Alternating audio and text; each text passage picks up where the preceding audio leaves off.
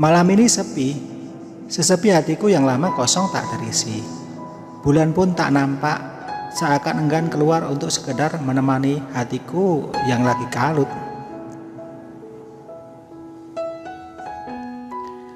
Perkenalkan, namaku Juni, usiaku 29 tahun. Di usiaku yang segitu aku belum menikah, padahal teman-teman seusiaku sudah pada punya anak.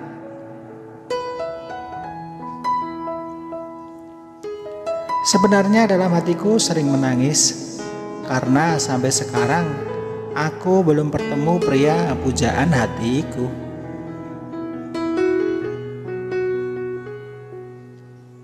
Aku tidak tahu kenapa ini bisa terjadi. Padahal aku memiliki wajah yang lumayan cantik. Tinggiku 170 cm dengan berat badan yang ideal.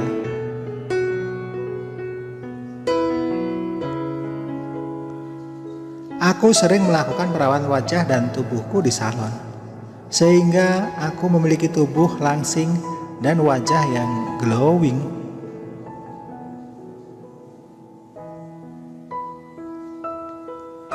Itu semua aku lakukan agar aku cepat bisa ketemu jodohku, agar aku ada yang menjaga dan memperhatikan.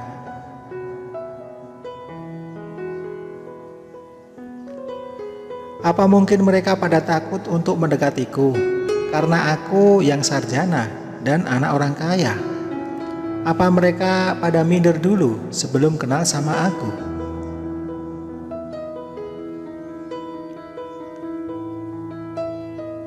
Pikiran seperti itu yang terkadang terlintas di benakku.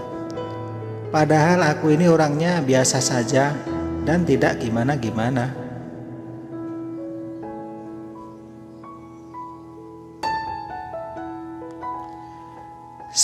Sebenarnya kriteria pria yang aku idamkan tidak muluk-muluk. Yang penting pria bertanggung jawab. Kalau soal wajah ganteng itu relatif.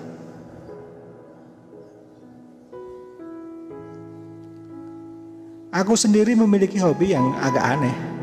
Aku suka nonton film biru. Ini bermula sejak usiaku 25 tahun. Saat itu ada teman cewek yang menikah. Karena saking dekatnya dia berteman denganku, dia suka curhat ke aku soal dia dan suaminya kalau sedang melakukan hubungan.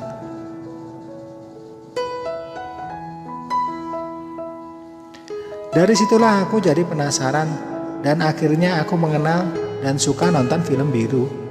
Awalnya sih iseng-iseng saja, tapi lama-kelamaan jadi ketulusan.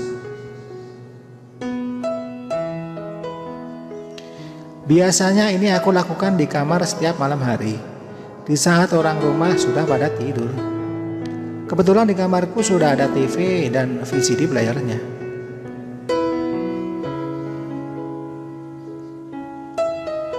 Di saat seperti itulah angan-anganku melayang, imajinasiku tak teratur, hingga jari manis inilah yang menjadi gantinya.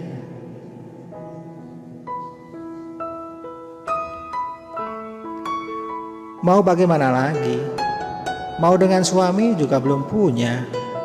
Mau dengan pria yang aku inginkan, belum tentu dia mau.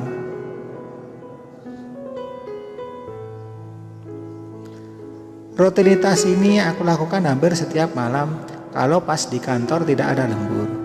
Karena kadang-kadang di kantor suka banyak lemburan. Jadi kalau ada lemburan badanku udah kecapean dan aku langsung tidur.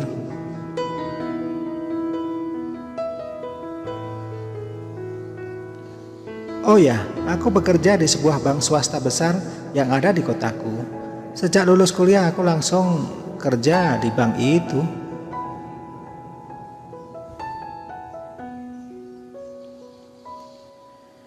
Gajinya sangat lumayan besar, hingga aku bisa beli rumah dan mobil sendiri dari hasilku kerja di bank itu.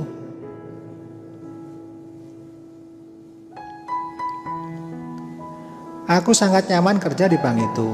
Apalagi di bank itu ada Pak Nardi. Dia salah satu satpam di bank tempatku bekerja itu.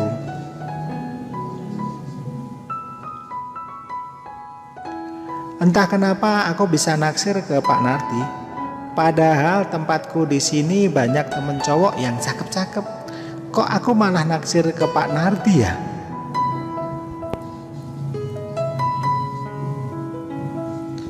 Apa mungkin karena Pak Nardi memiliki tubuh yang kekar dan tegap hingga aku bisa jatuh hati kepadanya?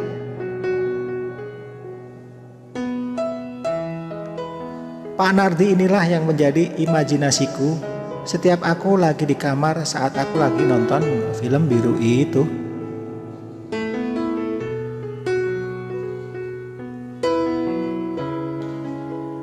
Yang aku tahu Pak Nardi adalah seorang duda.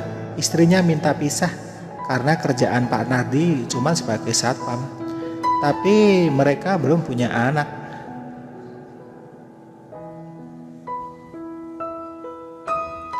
Pak Nardi usianya 30 tahun dan sudah 2 tahun ini bekerja di sini. Namun aku tidak begitu dekat dengan dia. Aku cuman menjadi pengagum rahasianya saja.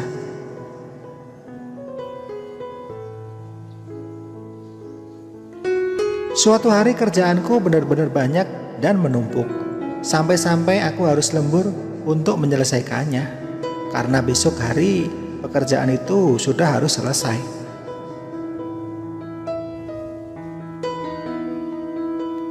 Sebenarnya teman-teman yang lain juga pada lembur. Namun pekerjaan mereka tidak sebanyak pekerjaanku. Sehingga jam 6 sore mereka sudah pada pulang.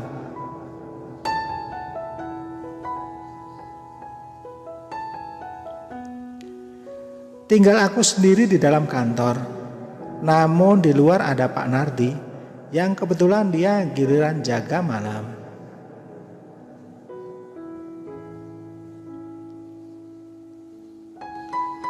Aku segera selesaikan pekerjaanku itu, tentunya dengan hati-hati. Aku lihat jam dinding menunjukkan pukul 7 malam. Selesailah pekerjaanku. Aku pun segera beberes untuk segera pulang. Tak lupa aku rapikan kemejaku yang berantakan. Sebelum pulang aku ke toilet dulu, karena memang sedari tadi aku nahan pipis. Sesampainya di depan pintu toilet, aku lihat pintunya tidak tertutup dengan rapat. Aku coba intip ke dalam.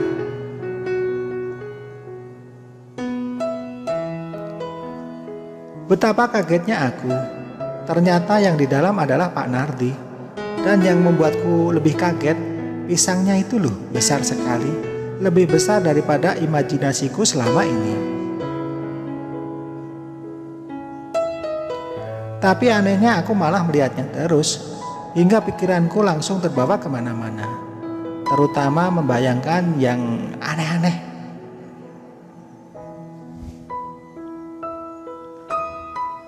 Di saat itu pula HP-ku berdering. Itu membuatku kaget. Demikian pula Pak Nardi. Dia langsung melihat keluar. Ada Bu Yuni. Sebentar ya Bu. Apa Bu Yuni mau gabung? Ujar Pak Nardi. Entah kenapa aku nyelonong masuk aja. Pikiranku terbawa suasana. Jantungku berdetak sangat kencang. Dan aku berkata, Pak Nardi, selama ini aku mengagumi Bapak. Aku suka sama Bapak. Maukah Bapak melakukan denganku malam ini?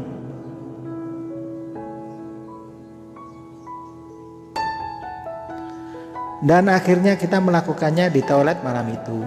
Apa yang menjadi angan-anganku sejak dulu bisa terobati malam ini. Aku sungguh bahagia sekali.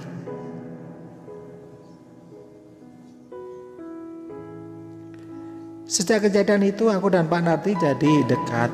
Kita sering ngobrol walau lewat WA. Karena kita masih malu sama teman-teman kantor kalau halus langsung terbuka.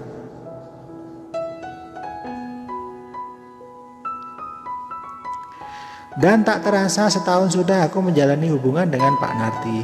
Sambil sesekali kita melakukannya lagi. Tapi tidak di toilet seperti waktu itu.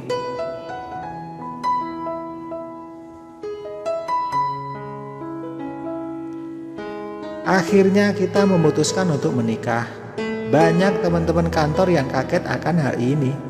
Mereka baru tahu tentang hubunganku dengan Pak Satpam. Dan kita pun hidup bahagia dengan dikaruniai seorang anak cantik setahun setelah kita menikah.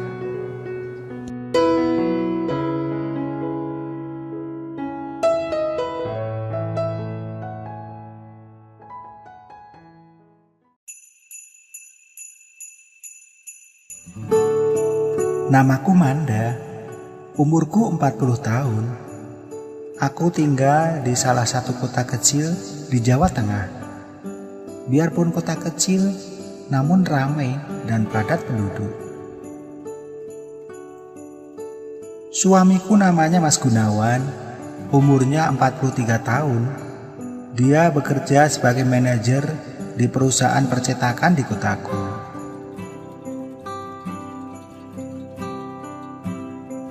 Aku mempunyai satu anak laki-laki bernama Rega dan sekarang kuliah di Jakarta. 3 bulan sekali dia pulang.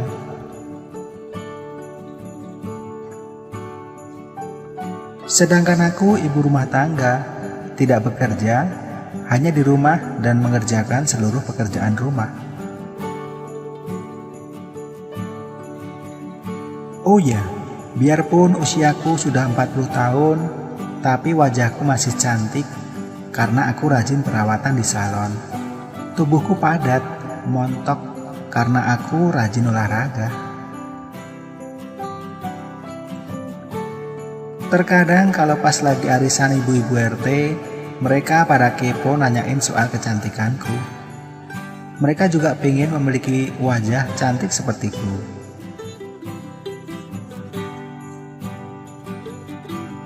Selama ini keluargaku begitu harmonis, tidak ada masalah yang begitu berarti. Setiap ada masalah bisa kita selesaikan dengan kepala dingin.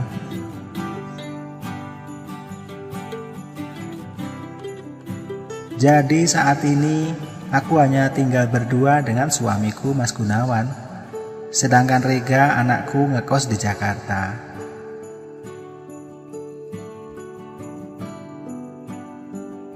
Namun hampir setiap hari aku telepon anakku Rega. Kalau pas lagi bener-bener kangen, kita video call.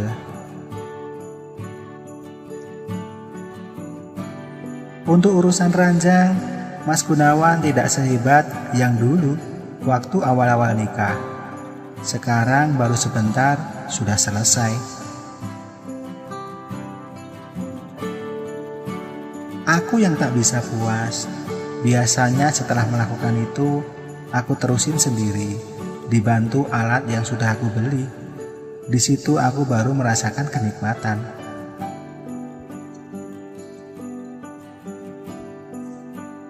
Suatu hari, suamiku Mas Gunawan ditelepon teman lamanya dari luar kota. Katanya dia ada urusan kerja di kotaku. Karena lama tak bertemu, dia minta izin untuk menginap di rumahku 1 malam. Dan Mas Gunawan pun mengizinkan.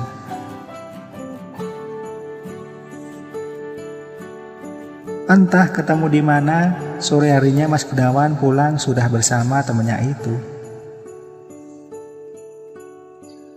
Kenalin mah, ini temanku, namanya Badrun.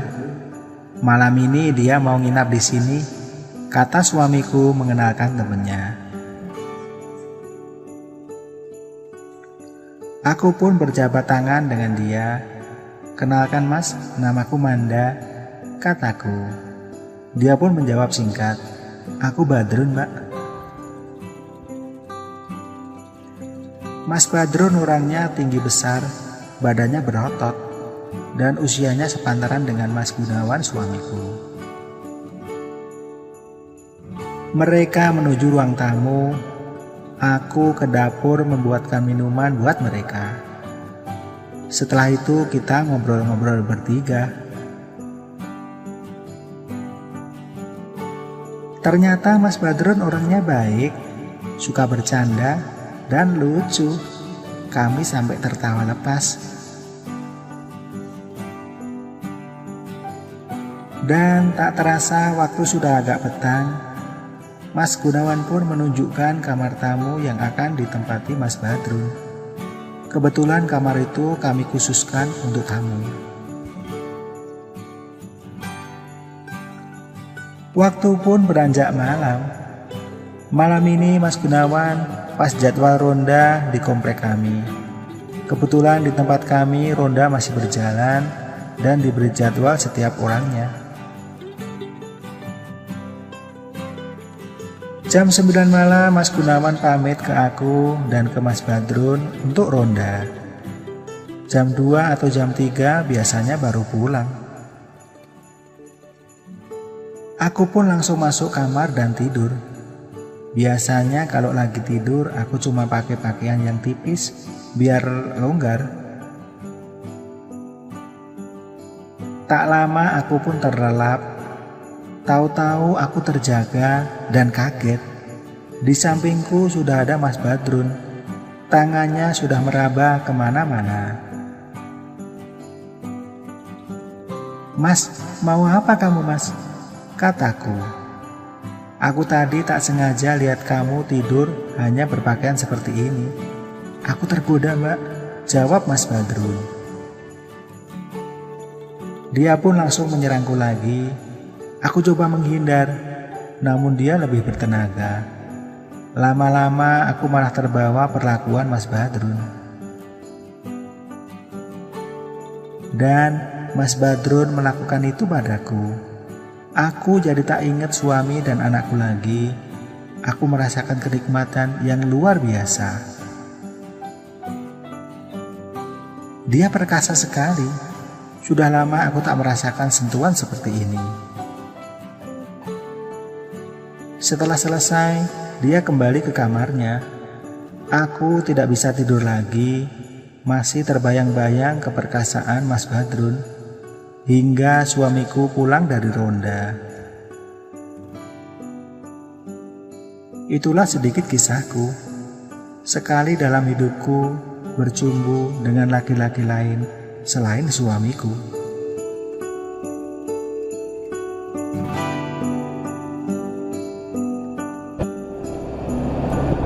Oke guys, itu tadi ya untuk cerita kali ini. Seperti biasanya habis cerita kita ke motor vlog. Ya, saya ada di Klaten. Ini daerah mana saya nggak tahu namanya ini. Ya, di kota. Ya, pasar Ngendi. Sebentar lagi nyampe pasar.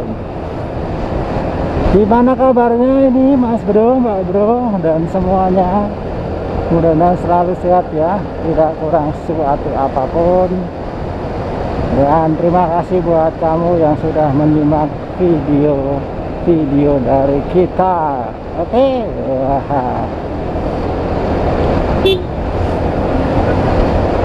Untuk kali ini seperti biasanya saya dalam rangka menghantar pesanan Mas Bro, Mbak Bro. Ya, sambil motoran ngantar pesanan ngevlog lagi. Ya, kan begitu. Nanti pas longgar di rumah buat cerita. Ya pokoknya gimana supaya kamu bisa terhibur. Wah, kalau banyak yang nonton itu banyak lebih semangat. Buat videonya semangat gitu. Oh nggak yampret ini namanya ya, nggak yampret. Nah itu ada bangunan lawas ini, bangunan lawas salep ini. Nah, mungkin ini peninggalan zaman Belanda ini, bangunan lawas tuh.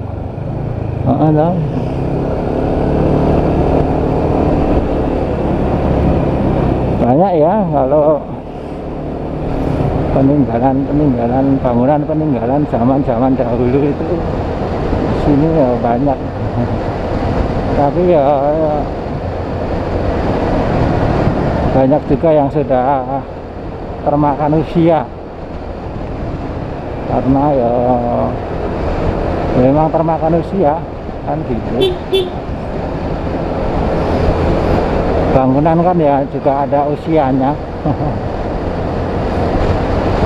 Bisa ya seperti orang gitu. Bangunan itu seperti rumah ya, itu kalau nggak dirawat itu ya cepat rusak. Misalkan rumah dibiarin nggak ada yang nempatin, malah rusak biasanya.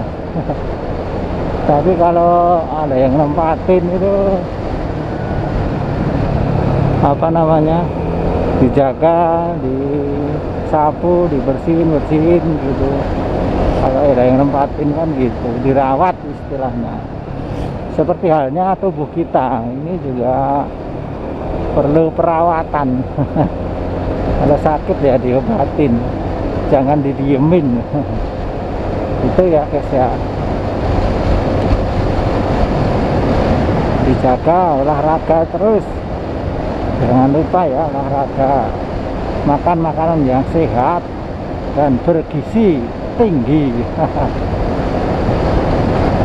Gizi 4 sehat 5 sempurna itu loh ya toh. Jangan banyakkan makanan instan, kan sekarang banyak ya makanan instan. Gak usah banyak-banyak, atau lebih baik itu kembali ke alam ya, makan ya sayur, buah kayak gitu, itu akan lebih bagus ya untuk tubuh. Kan nggak ada ini, nggak ada pengawet.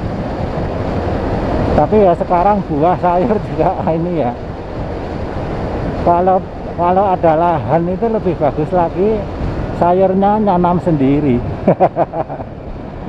Itu lebih bagus.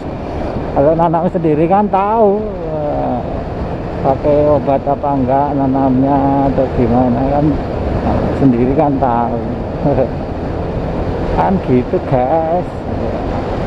Ini sebentar lagi mau nyampe ini, mau nyampe yang saya tuju itu dusunnya Ngerundul, desanya Ngerundul.